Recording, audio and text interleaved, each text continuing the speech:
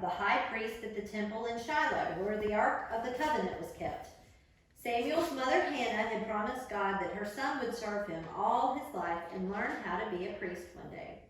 Eli was a good man who looked after Samuel lovingly. Samuel was good and obedient. One night, the little boy was woken by Eli calling his name. "Here I am," Samuel called, and hurried to see what the high priest wanted. "It wasn't me who called you," said Eli, quite confused. "Go back to bed, son." But a while later, Samuel was again woken by Eli calling his name. "Here I am," he cried again, and dashed off to find Eli. "It wasn't me who called you," Eli reassured Samuel. "Now go back to bed like a good boy." But an hour or so later, a voice came again. "Samuel! Samuel!" And Samuel rushed off once more to Eli.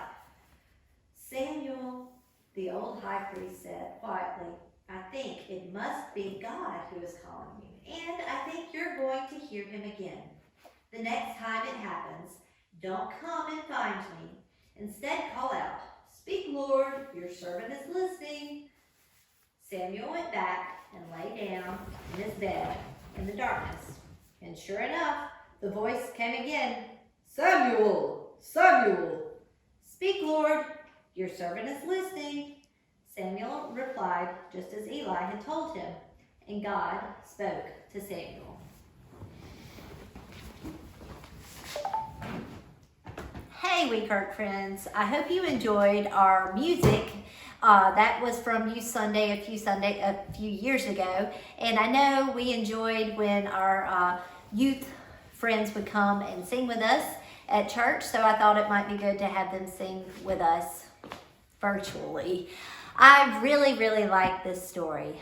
The story of Samuel, how God called Samuel. He at first didn't know it was Samuel, but when Eli told him that was God, he realized it was and he listened.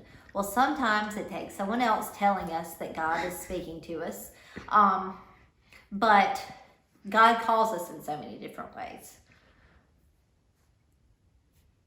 Mr. Andy, do you know him? He's recording it.